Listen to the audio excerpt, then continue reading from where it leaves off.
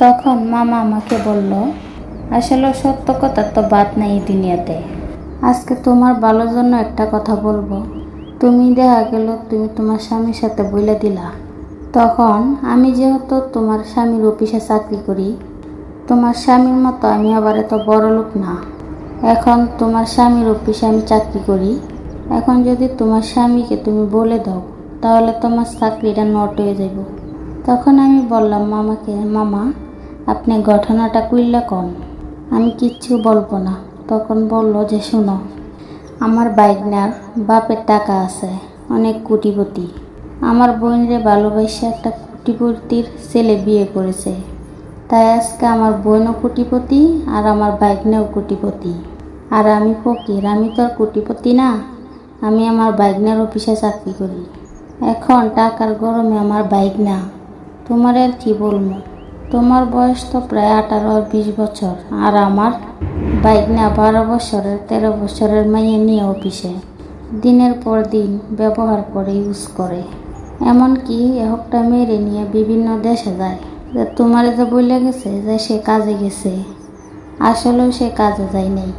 সে বিভিন্ন মেয়েদেরকে নিয়ে হানিমুন করতে গেছে। তার তো টাকার অভাব নেই, সে সুখী মানুষ। সে তো টাকার পিছনে সময় নষ্ট করবে না।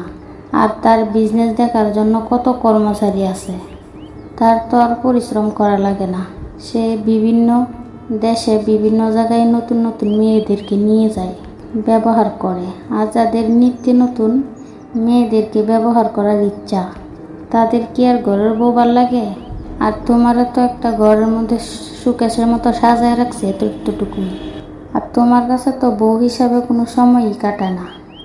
তখন আমি কান্নায় ভেঙে পড়লাম যে মানুষটা আমার ভালোবেসে বিয়ে করলো, আমি সাধারণ একটা গরিব ঘরের মেয়ে। তখন আমাকে বলল, হ্যাঁ তুমি গরিব ঘরের মেয়ে, আর তোমার স্বামী হলো কোটিপতি, আর তোমার স্বামীর সাথে তো তুমি টক্কর দিয়ে পারবা না। তার চেয়ে বরং সংসারটা হারানোর দরকার নেই, কারণ এত কোটিপতি ছেলে তোমাকে বিয়ে করেছে, আর তুমি তো এই ঘরের বউ হওয়ার যোগ্যতাও না। আর আমি কি মনে করি, তুমি যদি কিছু মনে না করো তাহলে একটা কথা বলতাম, যদি রাগ না করো। তখন আমি বললাম, আচ্ছা ঠিক আছে মামা, আপনি বলেন, আমি রাগ করব না। তখন বলে যে দেখো, তোমার স্বামী যখন তোমার সময় দিছে না, তুমি ঘরের বউর মতোই থাকো। এত সম্পত্তির মালিক যে আছে তার নামের উপরে হলেও থাকো, কিন্তু তোমার শরীরের যে চাহিদাটা, সেটা তুমি অন্য কাউরে দিয়ে মিটাও। তখন আমি বললাম, মামা আপনার কথাটা খারাপ না, ঠিক আছে আপনার কথাটাও, এই কথাটা আমি মানলাম, কিন্তু আমি অন্য কারোর সাথে কিভাবে করব। আর আমার স্বামী তো আমার বাপের বাড়ি তো যাইতে দেয় না। এক আছে গেটের দারোয়ান, আর আউট কোনো ঘরের লোক আসে না। আর আমার কোনো বন্ধু বান্ধব নেই। তখন বলে, হ্যাঁ কথাটা খারাপ না, আর তুমি তো দেখতে শুনতে খুব ভালো, একবারে কচি জিনিস। এই গল্পটাই আপনাদেরকে আজকে শোনাবো। তো শুরু করা যাক আমার এই গল্পটি। তো আমার বয়স অল্প, কিন্তু আমার থেকে আমার স্বামীর বয়স অনেক বেশি। তো আমার স্বামী আমারে বিয়ে করে বাড়িতে রেখেছে। তো সে অফিসে কাজ করে, কিন্তু বাড়িতে সে খুবই কম আসে। তো তারে আমি বলতাম যে বাড়িতে আসতেছো না কেন? তখন সে বলে, অফিসে অনেক চাপ, তাই আজকে আর আসা হবে না। তো বেশ কিছুদিন অফিসের কাজে এখানেই থাকতে হবে, বিভিন্ন দেশে যেতে হবে নাকি। তো এভাবে বিয়ের 1 বছর পর্যন্ত সে আমার ঠিক মতন সময় দিত। তো 1 বছর পর থেকে সে নানা অজুহাত দেখায় তখন আর আমার সময় দেয় না। এবং আমার স্বামী আর আমার মামা শ্বশুর কিন্তু আমার স্বামীর অফিসেই চাকরি করে। তো আমার স্বামীর সাথে আমার মামা শ্বশুরের কিছু একটু সম্পর্কটা ভালো ছিল না, কিন্তু আমি জানতাম না। তো আমার স্বামী কি করে, অল্প বয়সী মেয়েদেরকে আইনা সে অফিসে ব্যবহার করে। তো সে কি করে, বিভিন্ন দেশে ওই মেয়েদেরকে নিয়ে হানিমুন করে, ঘুরতে যায়। অথচ আমাকে বলতো যে আমি অফিসের কাজে বাইরে গেছি। তো 1 মাস 2 মাস 3 মাস এরকম হয়ে যেত, কিন্তু আমার টাকা পয়সা গয়নাগাটি এইদিকে কোনো দিকে কমতি রাখতো না। তো তার এটা ধারণা ছিল তো আমি তার ইচ্ছার বিরুদ্ধে কোনো জায়গায় যাইতে পারতাম না, এমনকি আমার বাপের বাড়িতে যাইতে পারতাম না।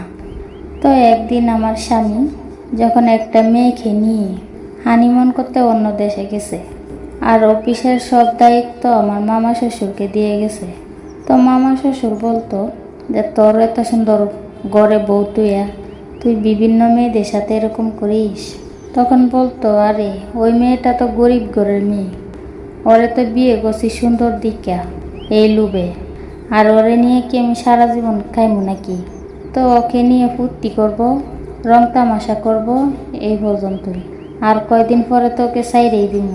তো যখন এই কথাটা শুনলো আমার স্বামীর মুখ থেকে, তখন আমার মামা শ্বশুরে চিন্তা করলো, তো ওই তো সাইরেই দিব, তো আমি আর বাদ দিই মুখির লেগা। আমিও একটু সুযোগে পটায়া পটায়া খাই, কে দে তাকে। আর স্বামী যখন অন্য একটা মেয়ে নিয়ে হানিমুন করতে গেল, বলে গেছে যে তুমি বলবা অফিসের কাজের জন্য বিদেশে গেছে, তো 3 মাস দেরি হবে, এটা বলতে বলেছে। তো তখন সে আসলো, আসার পর আমাকে বলল যে দেখো যে বিউটি, তোমার স্বামী তো অফিসের কাজের জন্য বাইরে গেছে, তো সে 3 মাস দেরি হবে। তখন আমি বললাম মামাকে যে মামা, যে বিয়ের 1 বছর পর্যন্ত সে ভালোই ছিল, আমাকে সে সময় দিছে, তখন তো তার অফিস ছিল তাই না? তখন তার অফিসও বাদ ছিল না, অফিস থেকে এসেও আমাকে সময় দিত। তারপরে দুপুরে লাঞ্চের সময় সে বাইরে গাইতো না, আমাকে সময় দিত। কিন্তু আজকে 3 বছর 4 বছর হয়ে গেছে বিয়ের, এই 3 বছর ধরে আমার সাথে সে এরকম কেন করতেছে?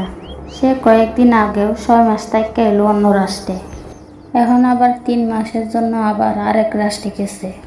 তো যতটুক সময় সে থাকে সে আমার কাছে আসে না, তখন মামা আমাকে বলল, আসলে সত্য কথা তো বাদ নাই এই দুনিয়াতে।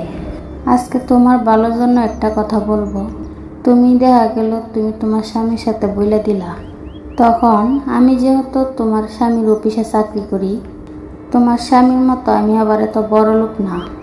এখন তোমার স্বামীর অফিসে আমি চাকরি করি, এখন যদি তোমার স্বামীকে তুমি বলে দাও তাহলে তোমার চাকরিটা নট হয়ে যাব।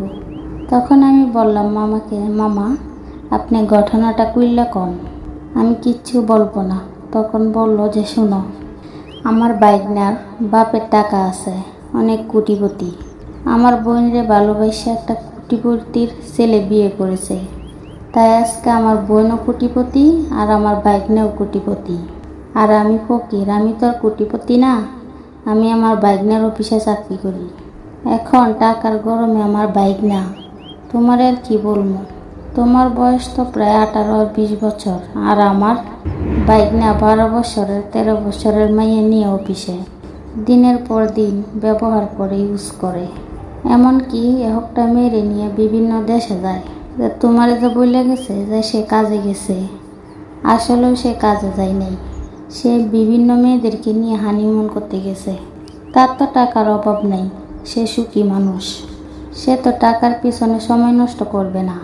আর তার বিজনেস দেখার জন্য কত কর্মচারী আছে, তার তো আর পরিশ্রম করা লাগে না। সে বিভিন্ন দেশে বিভিন্ন জায়গায় নতুন নতুন মেয়েদেরকে নিয়ে যায়, ব্যবহার করে, আর যাদের নিত্য নতুন মেয়েদেরকে ব্যবহার করার ইচ্ছা, তাদের কি আর ঘরের বউ ভাল লাগে? আর তোমারও তো একটা ঘরের মধ্যে সুকেশের মতো সাজায় রাখছে এতটুকুই, আর তোমার কাছে তো বউ হিসাবে কোনো সময়ই কাটায় না। তখন আমি কান্নায় ভেঙে পড়লাম যে মানুষটা আমার ভালোবেসে বিয়ে করলো, আমি সাধারণ একটা গরিব ঘরের মেয়ে। তখন আমাকে বললো, হ্যাঁ তুমি গরিব ঘরের মেয়ে, আর তোমার স্বামী এলো কোটিপতি, আর তোমার স্বামীর সাথে তো তুমি টক্কর দিয়ে পারবা না, তার চেয়ে বরং সংসারটা হারানোর দরকার নেই, কারণ এত কোটিপতি ছেলে তোমাকে বিয়ে করেছে, আর তুমি তো এই ঘরের বউ হওয়ার যোগ্যতাও না। আর আমি কি মনে করি, তুমি যদি কিছু মনে না করো তাহলে একটা কথা বলতাম, যদি রাগ না করো।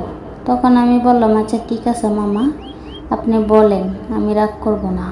তখন বলে যে দেখো, তোমার স্বামী যখন তোমার সময় দিছে না, তুমি ঘরের বউর মতোই থাকো, এত সম্পত্তির মালিক যে আছে তার নামের উপরে হলেও থাকো, কিন্তু তোমার শরীরের যে চাহিদাটা সেটা তুমি অন্য কাউরে দিয়ে মিটাও। তখন আমি বললাম, মামা আপনার কথাটা খারাপ না, ঠিক আছে আপনার কথাটাও, এই কথাটা আমি মানলাম, কিন্তু আমি অন্য কারোর সাথে কিভাবে করব। আর আমার স্বামী তো আমার বাপের বাড়ি তো যাইতে দেয় না। এক আছে গেটের দারোয়ান, আর আউট কোনো ঘরের লোক আসে না, আর আমার কোনো বন্ধু বান্ধব নেই। তখন বলে, হ্যাঁ কথাটা খারাপ না, আর তুমি তো দেখতে শুনতে খুব ভালো, একবারে কচি জিনিস।